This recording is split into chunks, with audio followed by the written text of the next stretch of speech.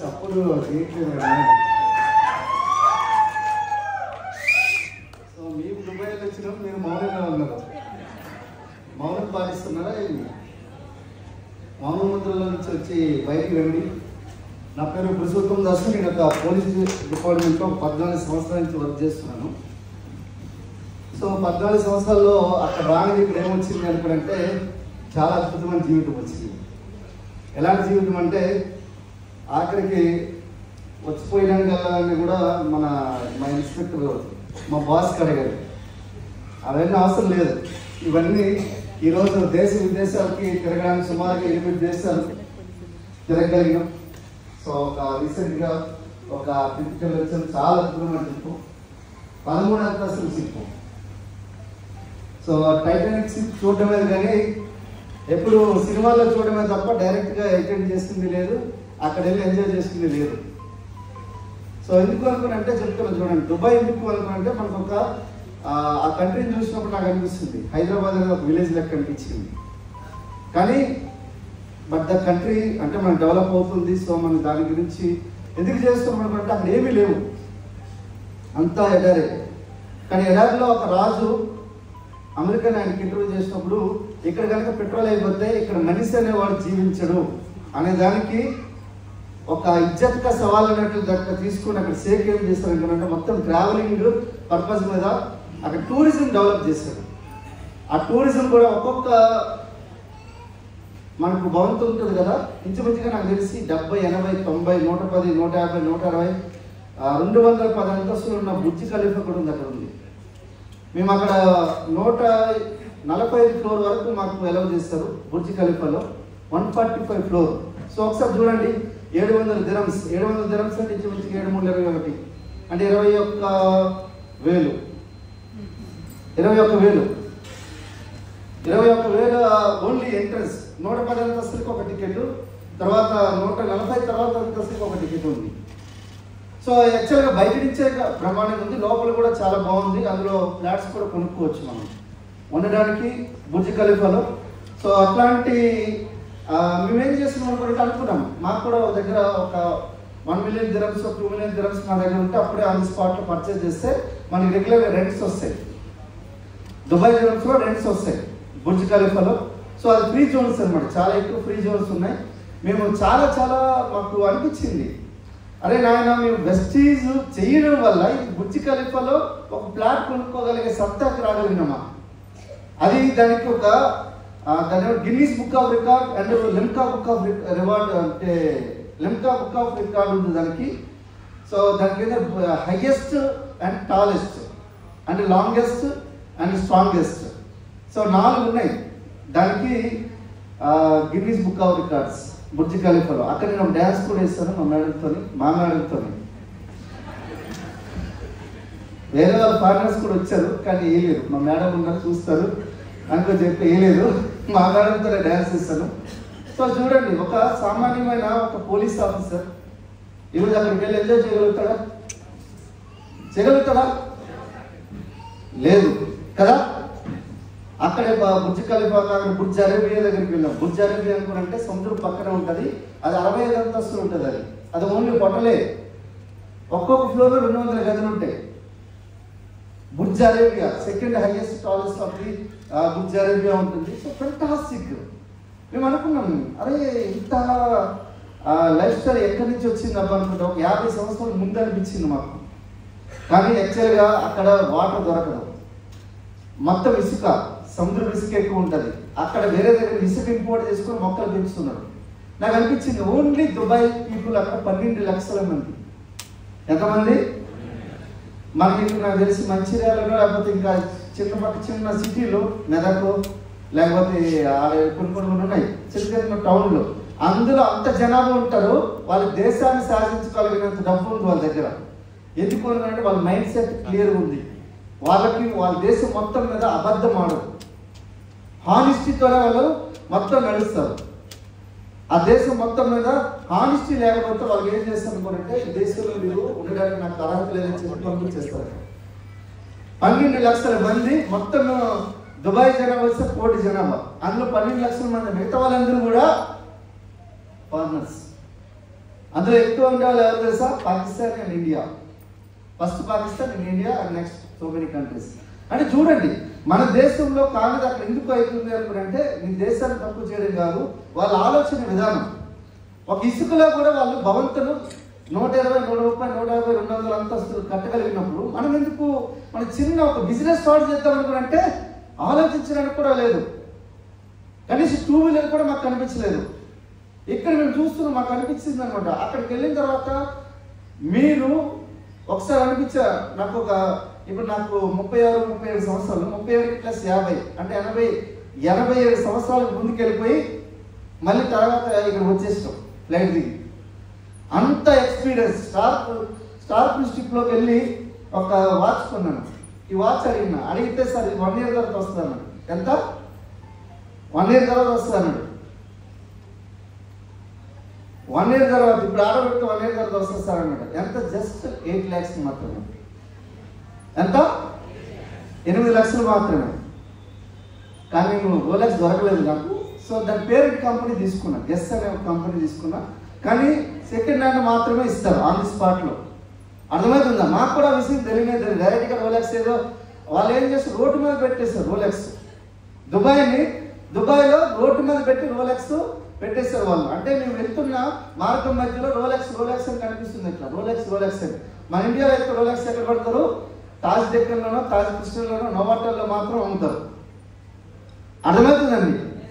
వాళ్ళు మనీ కాదు important, values and ఎథిక్స్కి importance ఇస్తున్నారు.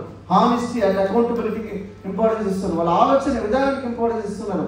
వాళ్ళ దగ్గర ఎడ్యుకేషన్ ఫ్రీ, మెడికల్ ఫ్రీ, తర్వాత టూరిజం ఫ్రీ. వాళ్ళ 12 మంది పిల్లల కంటే మొత్తం ఫ్రీ, నో ట్యాక్స్ 12 మంది పిల్లల కంటే. కానీ వాళ్ళ దగ్గర పిల్లలు పుట్టే ఏదైతే జీన్స్ ఉన్నాయో ఆ యొక్క శీతోష్ణ స్థితులు ఏవైతే ఉన్నాయో అట్మాస్ఫియర్ అనేది వాళ్ళు సహకరించారు. అర్థమవుతుందా? చూసా ఆ పిల్లోడు లెక్క మీరు ఎక్సైట్మెంట్ ఉన్నా బిజినెస్లో మీరు సక్సెస్ అవుతారు. ఒక్కటి ఫ్రెండ్స్ చాలు. స్టార్ ప్లస్ షిప్లో 13 అంతస్తుల షిప్లో ఒక్కొక్క ఫ్లోర్లో 2 రెస్టారెంట్లు ఉన్నాయి. ఏం కావాలంటే అది ఉన్నాయి. అన్లిమిటెడ్ ఫుడ్, తినడం తిరగడం తాగడం. ఏడబడి తాగదు, మీరు అనుకునేవి కావు.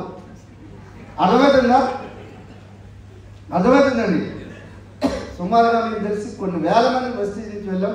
సో కొన్ని 100 మంది, 270 మంది వెళ్ళాం మనం ఇక్కడి నుంచి, హైదరాబాద్ నుంచి. ఎట్లుంటుంది? బాగుంటుందా లేదా? కానీ ఇక్కడ వచ్చి 4-5 మంది వచ్చారు. నాకు ఎంతో చాలా బాధ అనిపిస్తుంది. 4-5 మాత్రమే వచ్చారు దుబాయ్. కానీ నాకైతే అట్లా హ్యాపీ అనిపించలేదు. ఎందుకంటే మీరు కనుక రావాలంటే జస్ట్ ఒక సిల్వర్ డైరెక్ట్ కనుక కంప్లీట్ చేయగలిగితే మీరు రావచ్చు, ట్రావెల్ ఫండ్ అనేది రావచ్చు. నేను చెప్తున్నా కదా, దుబాయ్ లాంటి కంట్రీలో కనీసం నీళ్ళు తాగడానికి కూడా దొరకదు. అలాంటి కంట్రీలో దిరమ్స్తో చాలా ఎక్కువ ఖర్చు పెట్టాలి. మన ఇండియాలో అధికంగా పుష్కలమైన వనరులు ఉన్నాయి, వాటర్ ఉంది, రకరకాల మనుషులు ఉన్నారు, బీభత్సంగా అన్ని రకాల వనరులు ఉన్నాయి మన దగ్గర. కానీ మన దగ్గర లేదంటే ఆలోచన, పెద్ద ఆలోచన లేదు. ఎందుకనుకోనంటే మనకు చిన్నప్పుడు ఏం చేస్తాం అనుకుంటే ఒక ఏనుగు పిల్లని తీసుకుని వచ్చి ఒక మూలను కట్టేసినప్పుడు ఒక చిన్న ఇనుపు గొలుసు కడతారు. దానికి ఇనుపు గొలుసు కట్టినప్పుడు రాత్రి పూట నైట్ 24 hours ప్రయత్నం చేస్తుంటుంది. ఇట్లా ప్రయత్నం చేస్తుంటుంది. రక్తాలు వచ్చినా కూడా విడిపించుకోలేదు. తర్వాత కొద్ది రోజులు అయిన తర్వాత ఏం చేస్తారంటే కొద్దిగా పెద్దగా కొద్ది దాన్ని ఏం చేస్తారంటే మనకు చిన్న దారంతో కట్టేసినా కూడా అక్కడే ఉంటుంది. ఎందుకుంటుంది అనుకుంటే ఆలోచన విధానం అక్కడే ఆగిపోతుంది. దానికి ఎక్కడ చిన్నప్పుడు ఆగిపోతుంది. మీరు కూడా పెద్ద బిజినెస్ చేద్దాము, సో నాకు ఓన్గా పెద్ద బిజినెస్ కావాలి, ఓనర్షిప్ కావాలి, సార్ నేను ఒక పెద్ద ఆర్గనైజేషన్ బిల్డ్ చేస్తాను, నా డ్రీమ్స్ అని నాకు కావాలి. సో నేను చెప్పలేదేమో, నేను బిజినెస్ 2 కార్లు తీసుకున్నా, ఒకటి బ్రీజా తీసుకున్నా, ఒకటి మెర్సిడీస్ బెంజ్ తీసుకున్నా, ఇంకోటి బుల్లెట్ తీసుకున్నా, ఇంకోటి డ్రీమ్యూగా తీసుకున్నా, 2 బైక్లు, 2 కార్లు, 2 కేజీలు బంగారం తీసుకున్నా, ఒక 4 ఎకరాలు భూమి కొనుక్కున్నా, ఎక్కడెక్కడ ప్లాట్లు ఉన్నా తెలీదు, కొన్ని వందల రకాల షేర్స్ కొనుక్కోగలిగినా. ఒక్కొక్క షేర్ కూడా నాకు తెలిసి ₹1,00,000 కంటే షేర్స్ కూడా ఉన్నాయి నాకు. అంటే ఇవన్నీ ఎలా చేయగలిగాను? Because of Vestige. సార్ ఇవన్నీ నాకు తెలియాలి. నాకు ఇవన్నీ తెలియాలనుకుంటే సుమారుగా 100 మంది పీపుల్తోనే ఒక సమూహము, కోటీశ్వరుల సమూహం ఉంటుంది. అక్కడ ఒక 10,000 మంది రాబోతున్నారు. ఆ ఫంక్షన్ వచ్చేసరికి మీకు నాకు తెలుసు ఒక 5 రోజుల లోపల మీకు టికెట్ కూడా దొరకదు. 5 days వరకు ఓపెన్ ఉంటుంది, తర్వాత దొరకదు. 5 days వరకు. సో దాని పేరు వచ్చేసరికి మీకు family reunion 2025 Hyderabad classic 3 function hall. తప్పకుండా దుబాయ్కి కూడా వెళ్ళలేదు, దుబాయ్కి వెళ్ళలేదు. నేను వెళ్ళొచ్చు, నా ఫుల్లీ ఎంజాయ్ చేస్తున్నాను. నా ఒంటి మీద బట్టలు ఉన్నాయి లేవో నాకు తెలియదు, ఉన్నాయి. నేనైతే ఏం మందే బై బర్త్ కూడా మందే నాకు అలవాట్లేదు. తాగేట్లో తాగుతారు, అది ఇష్టం. నాలుగు కొంతమంది సపోర్ట్ చేస్తుంది, నా నాలుగు సపోర్ట్ చేయదు. కానీ నేను చెప్తున్నా కదా, ఒక 100 మంది వచ్చి 100 మంది కోటీశ్వరులు వచ్చి మీరు ఎట్లా కోటీశ్వరులు కావాలో నేర్పించే ఒకే ఒక్క వేదిక ఉంది, that is family reunion function. కానీ దానికి ఒక టికెట్ ఉంటుంది 4,500. కానీ నేనేమంటున్నా వైఫ్ అండ్ హస్బెండ్ వచ్చి మీరు అక్కడ వచ్చి కూర్చున్నారు అనుకోండి, పచ్చి ముద్దేసిన బొగ్గును మండుతుంది. అట్లాంటి ఫంక్షన్ అనేది అక్కడ జరగబోతుంది. ఒక 5 రోజుల వరకే మీకు టికెట్ ఉండే. ఆల్మోస్ట్ టికెట్స్ కంప్లీట్ అయినాయి. నేనేమంటున్నా అంటే 6 ఆర్గనైజేషన్స్ మీకు ఒకవేళ బిజినెస్లో అవగాహన ఉన్న వాళ్ళు, కొత్త వాళ్ళు కాకుండా ఎవరైతే ఉన్న ఎగ్జిస్టింగ్ లీడర్స్ ఎవరైతే ఉన్నారో 6 ఆర్గనైజేషన్, ఒక్కొక్క ఆర్గనైజేషన్ 20 మంది కూర్చోబెట్టండి. ఒక్కరు కనుక డిసైడ్ అయినా మీకు చెప్తున్నాను, ఒక్కొక్క ఆర్గనైజేషన్ ఒక్క డిసైడ్ అయిన 20 మందిలో 6 డిసైడ్ అయినా నా లెక్క నెలకి 20 లక్షల రూపాయలు మీరు తీసుకుంటారు. బాగుందా? 20 లక్షలు బాగుంది. కానీ ఈ రోజు సాయంత్రం వరకు నువ్వు టికెట్ తీసుకుంటా నీకు 20 లక్షలు వస్తా, లేకపోతే రాదు. నీ మాట మీద నువ్వే నిలబడకపోతే నీకు యాడ్ నుంచి డబ్బులు వస్తాయి. మా అప్లయన్స్ నాకు చెప్తే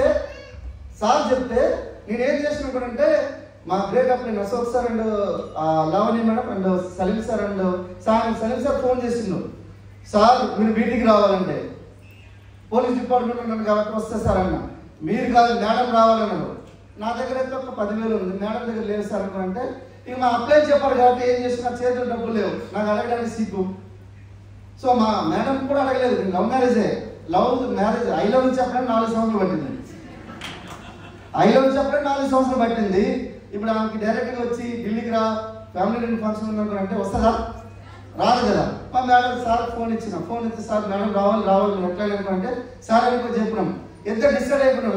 లేదు మీ టీం కూడా రావాలన్నాం. 200 మంది దగ్గర వెళ్ళి కలిసినాం. 200 మంది చెప్తే వాళ్ళ జీవితంలో ఎన్ని చెప్పాలి అన్ని చెప్పేసినారు. నాకు అనిపించింది దీనికంటే సూసైడ్ చేసుకొని వస్తే ఇంకా ఈజీ అనిపించింది నాకు. ఒకరికి జ్వరం అంటాడు, ఒకరికి ఇది అంటాడు, ఒకటి అది అంటాడు, నాకు ఆడ అంటాడు, ఇది అంటాడు, నేను లేకపోతే నాకు ఒక్కొక్కరు భోజనం చేయదు అంటాడు. ఒకడు ఊరి నాయన కోట్లు సంపాదిస్తున్నాడు ఆయన అనుకున్నాడు. ఈరోజు ఇంచుమించుగా నా ఆస్తులు వాల్యూ 40 crores, 40 కోట్లు. మొన్ననే రీసెంట్గా ఒక జీడితో 4 ఎకరాల జీడితో తీసుకున్నాం. రీసెంట్గా 4 ఎకరాల జీడితో తీసుకున్నాం. ఎంత మామూలుగా ఏమి ఇదేం కాదు, ₹1,00,000 వస్తుంది ఒక్కొక్క ఎకరాకి. అర్థమవుతుందా? ఒక సామాన్యమైన కానిస్టేబుల్ ఇంత చేయగలుగుతున్నాడు. సార్ యాడైతుంది కాదు ఆయన క్లాసిక్ ఫంక్షన్ అవుతుంది. నువ్వు ఆగించి ఢిల్లీలో నుంచి అక్కడ హిందీలో మాట్లాడేటోళ్ళు ఇక్కడ గల్లీకి తీసుకుని వచ్చినాం. మన గల్లీలో తీసుకుని వచ్చినాం మేము. అర్థమైందా?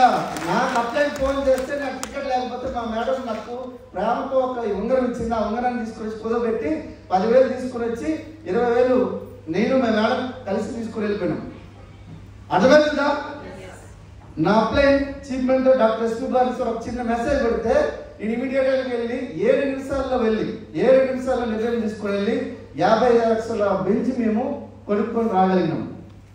బెంచ్ మా అకౌంట్లో ఏం లేదు. 7 లక్షల కంటే ఎక్కువ ఏం లేదు. 7 లక్షలు లేదు, 7 లక్షలు ఉంది. తర్వాత ఇంకా డబ్బులు ఎట్లా పోవాలో ఏం చేయాలో కూడా మనకు తెలియదు. ఆయన కూడా భారీ సార్ చెప్పాను ఒకే విషయం మీద అక్కడ వెళ్ళిన తర్వాత అక్కడ భారీ సార్ మొత్తం మాట్లాడేశారు. ఏదో మాట్లాడే సార్ బెంచ్ మీద కొనుక్కొని వచ్చేసాం. ఏం లేదు, ఆల్రెడీ వాళ్ళకి నెలకు ఒక 6-7 లక్షలు వస్తుంది. వాళ్ళు రెగ్యులర్గా ఈఎంఐ కట్టేస్తారు, తీసుకొని వెళ్ళిపోమని కలుపుకుంటే ఇచ్చేసినాము. అర్థమైందండి. కానీ విషయం ఏంటనుకున్నట్టు మీ మైండ్ సెట్. సార్ నేను జీవితంలో నేను ఇంకా పేదవాళ్ళకి ఉండిపోతావా, మధ్యతరగతి ఉండిపోతావా? కామెంట్ చేసిన వాళ్ళందరూ హై క్వాలిటీ పీపుల్ కామెంట్ చేయరు. ఈ ఇన్స్టాగ్రామ్లో, ఫేస్బుక్లో, యూట్యూబ్లో అంతా ఈ బ్యాచ్ అంతా మన బ్యాచే. ఇది ఎవరు రోల్స్ రాయిస్ ఉంటుంది వీళ్ళ దగ్గర, రోలెక్స్ ఉండవు, ఏముండవు. అంటుంటే ఈ అరుగుల మీద అరిగిపోయింటాయి చూడు, ఇవి అరిగిపోయింటాయి. వాళ్ళు కామెంట్ చేస్తారు, నీ వల్ల ఏడవుతుంది. ఈ ఏడపడే సొసైటీలో ఉంటే ఎన్ని రోజులకి మన జీవితం మారదు.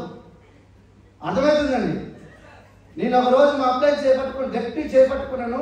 నేను దూకితే అలాంటి కమిట్మెంట్ తీసుకున్నా కాబట్టి ఈరోజు 5-6 సంవత్సరాల్లో మెడిసిన్ బయట ఉంది. పెద్ద బంగ్లా ఈరోజు హైదరాబాద్ సిటీలో ఉంది. ఈరోజు చెప్తున్నాను కదా, నా డ్రీమ్ వచ్చి 10,000 మందిని థాయిలాండ్ తీసుకుని వెళ్ళాలి, 1000 పీపుల్ స్కాట్లాండ్ తీసుకుని వెళ్ళి రావాలి, అలాగే 70 మందికి 10 లక్షల కంటే ఎక్కువ మందిని తయారు చేయాలని చెప్పి ఆలోచిస్తున్నాను. 70 మందికి 10 లక్షల ఇన్కమ్ తీసుకునే వాళ్ళని, అంటే 1 మిలియన్ తీసుకునే వాళ్ళని 70 మంది ప్లాన్ చేస్తున్నాను. అంటే నాకు డ్రీమ్ అనేది చాలా పెద్దది.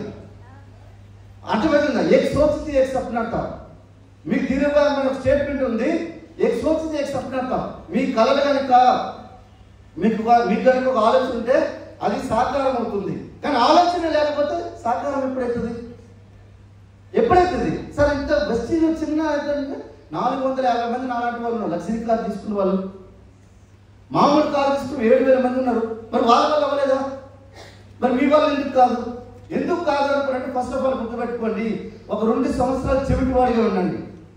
ఎవరి దగ్గర చెవిటిగా అంటే మీకు ఎవరైతే చుట్టాలు, బంధువులు, ఈ పగ్గాలు ఉంటారు కదా, వాళ్ళ దగ్గర చెవిటి వాళ్ళు ఉండండి. ఇక్కడ మాత్రమే మీకు చెవులు వినబడాలి, ఈ మీటింగ్ హాల్లో మాత్రమే వినబడాలి, మీ అప్లై మాట మాత్రమే వినబడాలి. కానీ క్లాసిక్ 3 ఫంక్షన్ హాల్ ఏదైతే ఉందో, ఈ రోజు చెప్తే నా పేరు పురుషోత్తమ దాసు అని పిలవకండి. 7, 8, 9వ తారీఖు క్లాసిక్ 3 ఫంక్షన్ హాల్. 7, 8, 9 నాకు ఒకసారి పిలవండి. సార్ మీ పేరేంటి అడగండి సార్, గట్టిగా రండి అబ్బాయి. ఇంత సిగ్గు పడితే మహమ్మద్ పడితే సక్సెస్ అవుతుంది. గట్టిగా 789 మార్చ్ నా పేరు. ఈ రోజు నుంచి కూడా మీ పేరు ఎవరైతే ఎగ్జిస్టింగ్ లీడర్స్ అందరి పేర్లు కూడా 789 మార్చ్. అర్థమవుతుందా? ఆ 789 మార్చ్ రోజు ఏం జరుగుతుందంటే, నేను కరోడుపట్టి అయ్యే నాకు అక్కడ ఏం జరుగుతుంది, పేరు ఏమంటారు, పేరు పెట్టుకోవడానికి ఏమంటారు, కాదు ఇంకో పేరు పేరు నామకరణం కాదు, ఇంకో దాంట్లో బాలసార్ అని కదా. 7, 8, 9వ తారీఖున కరోడుపట్టిగా మీకు బాలసార్ చేస్తారు.